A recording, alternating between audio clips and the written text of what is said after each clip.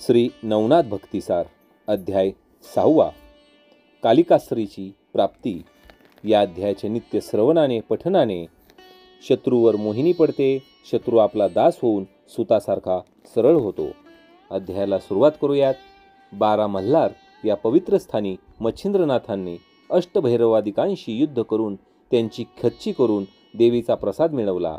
नंतर कार्तिक स्वामींचे दर्शन करून कोकणात कुडाळ प्रांतात आडूळ गावात येऊन राहिले।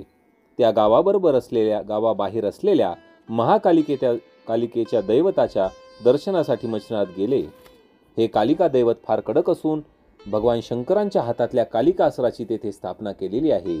त्या अस्त्राने पुष्कळ दैत्यांचा वध केला, म्हणून भगवान शंकर प्रसन्न होऊन त्या अस्त्ररूपी कालिकेस वरदान देण्यास तयार झाले। तेव्हा देवीने वर मागून घेतला की आजपर्यंत मला सांगितलेली सर्व कामे मी केली, आता मला येथे विश्रांती घेऊ द्यावी। तिच्या मर्जीप्रमाणे शंकरांनी देवीच्या त्या ठिकाणी स्थापना केली। त्या देवतेच्या दर्शनासाठी मच्छिंद्रनाथ देवळात गेले व त्यांनी देवीचे दर्शन घेतले व प्रार्थना केली की हे माते, मी मंत्रकाव्य केले आहे, त्याला तुमचे सहाय्य असावे आणि माझ्या हातात राहून माझी कवित्व शक्ती गौरवून वरदान देऊन तुम्ही तिचे महत्त्व वाढवावे। पण मच्छिंद्रनाथांनी केलेली प्रार्थना ऐकून देवी रागावली। आधीच त्या अस्त्रास म्हणजे देवीस फार श्रम झाले होते, त्यात मच्छिंद्रनाथांचे असले बोलणे ऐकून ते तिला प्रलय अग्नीसारखे वाटले। तिला अत्यंत राग आला। ती म्हणाली, अरे भ्रष्टा, अनिष्ठा, पतिता, मला शिवकार्याने फार श्रम झाले आहेत, असे असताना तू मला आणखी त्रास देऊन पाहतोस? तू कवित्व विद्या तयार करून मला आणखी का त्रास देतोस? पण हा वर मला माझ्या शांततेत विघ्न आणत आहे। हे निवांत स्थान पाहून मी येथे येऊन राहते। आता तू मला त्रास देण्यास आला आहेस तर आत्ताच्या आत्ता माझ्या डोळ्यासमोरून दूर हो, नाहीतर मी तुला शासन करेल। अरे मी भगवान शंकरांच्या हातातील अस्त्र, ते मी तुझ्या हातात देईल की काय? मला बोलावताना तुझ्या मनात शंका तरी कशी आली नाही? आता तू इथून पुढे तुझे तोंड काळे कर, नाहीतर फुकट मरशील। ते बोलणे ऐकून मच्छिंद्रनाथ देवीला म्हणाले, मी प्राणास मुकेल ही गोष्ट अगदी अशक्य आहे। सूर्यबिंब अगदी लहान असते, परंतु ते त्रिभुवन प्रकाशित करते। त्याप्रमाणे मी माझा प्रताप दाखवून तुला एका क्षणात जिंकून टाकेल। त्यावर अंबा म्हणाली, हे भ्रष्टा, तू कान फाडून हातात कंकण घालून आणि कपाळाला शेंदूर भासून येथे आला आहेस, पण मी या धमकावणीला घाबरणार नाही। अरे तुझा जन्म मला ठाऊक आहे। बोलून चालून तू कोळ्याचा मुलगा, मासे मारून पोट भरायचे सोडून तू हे काय करतोस? तुझ्यासारख्या दरिद्री माणसाला ही अस्त्रविद्या काय करायची? आंधळ्याला सौंदर्याचा काय उपयोग? तुला वाटत असेल की मी मोठा प्रतापी आहे, मी भूतावळ वश केली तशीच ही देवी ही वश करून घेईल, पण ते शक्य नाही। मी शिववस्त्र आहे, जरा वाकडी नजर केली तर साऱ्या ब्रह्मांडाचा नाश करेल। तेव्हा माझ्यासमोर तू कसली प्रौढी दाखवतोस? देवीचे हे बोलणे ऐकून मच्छिंद्रनाथ म्हणाले, देवी मी सांगतो ते ऐक। बळी वामनाला असाच शूद्र समजत होता, परंतु त्याला शेवटी पाताळ लोक पाहावा लागला। मच्छिंद्रनाथांचे हे बोलणे ऐकून देवीला अत्यंत राग आला। ती त्याला म्हणाली, तुझ्यामध्ये कोणती शक्ती आहे त्याचा प्रताप मला दाखवच। तेव्हा मच्छिंद्रनाथ म्हणाले की तू शंकरांच्या हातामध्ये राहून कोणती कामे केलीस ते दाखव, मला तर आता तुझी शक्ती पाहायची आहे। अशा तऱ्हेने ती दोघेही इरेला पेटली। मच्छिंद्रनाथांचे बोलणे ऐकून भद्रकाली सिंहासनासारखी आरोळी मारून आकाशात प्रकट झाली आणि विजेच्या कडकडाप्रमाणे भयंकर आवाज ऐकू आला, जोगाड्या, आता आपला प्राण वाचव, आपल्या गुरुचे स्मरण कर। ही कालिका आज पृथ्वी नष्ट करण्यास निघाली आहे, आता तुझा निभाव कसा लागेल ते बघ। अशा तऱ्हेची बरीच भाषा ऐकून घेतल्यावर मच्छिंद्रनाथ तिला म्हणाले, तू नुसती बडबड करू नको, तू दंश केला तर तुला मी मारेल। असे म्हणून त्याने भस्म हातात घेतले व वासव शक्ती मंत्र जपून ते आकाशात फेकले। त्याबरोबर दैदिप्यमान वासव शक्ती तत्काळ प्रकट झाली। सूर्याच्या हातचे वासवास्त्र आणि शिवाच्या हातचे कालिकास्त्र एकमेकांवर प्रहार करत होते। कालिकेने वासव शक्तीचा पाडाव केला आणि मोठ्या आवेशाने ती मच्छिंद्रनाथांवर चालून आली।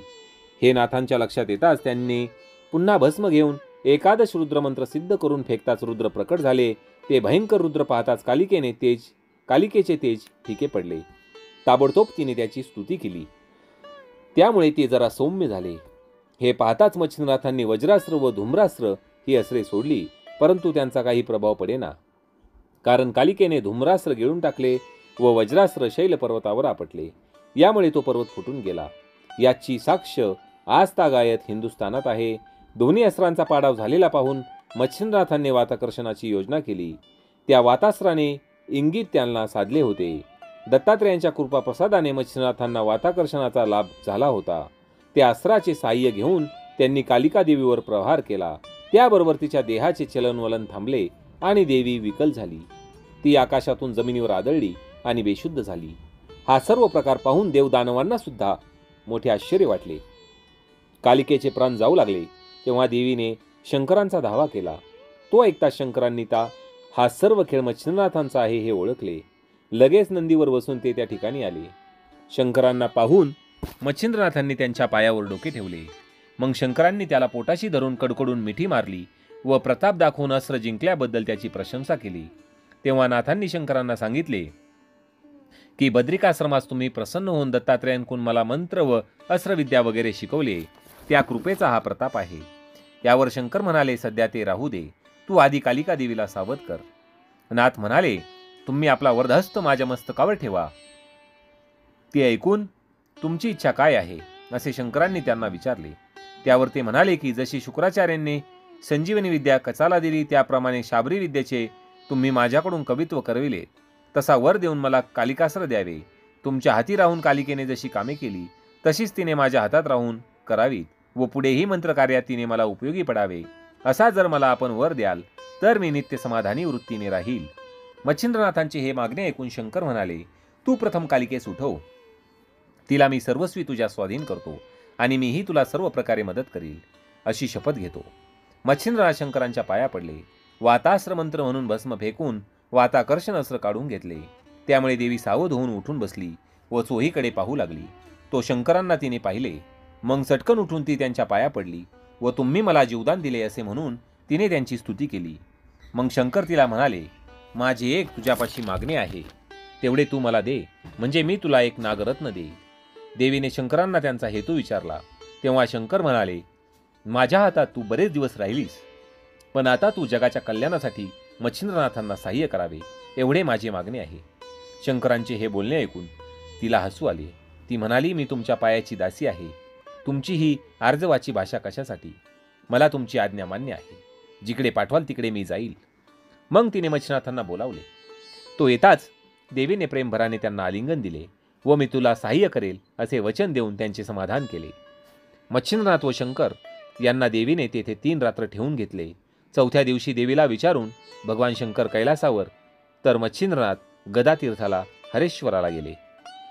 अशा प्रकारे श्री नवनाथ कथासार अध्याय 6 इथे समाप्त झाला आहे. श्रोते हो, कथा संपवण्यापूर्वी एक छोटीशी विनंती आहे की आपल्या लक्षात आलेच असेल की आपण जे हे पारायण करत आहोत हे नवनाथातले सर्वात ज्येष्ठ मच्छिंद्रनाथ यांच्या संजीवन समाधीचा जो सोहळा आहे 30 तारखेला गुढीपाडव्याच्या दिवशी त्यांच्या संजीवन समाधीच्या जागी म्हणजेच मायंबा गाव सावरगाव तालुका आष्टी जिल्हा बीड येथे ही समाधी उघडण्यात येणार आहे आणि फार मोठा उत्सव इथे साजरा करण्यात येतो. तर त्यानिमित्तानेच हे आपले पारायण चालू आहे. व्हिडिओला जास्तीत जास्त शेअर करा. चॅनलवर नवीन असताल तर चॅनलला सबस्क्राईब करा आणि या मराठी भक्ती परिवाराचे सदस्य व्हा. अलख निरंजन आदेश.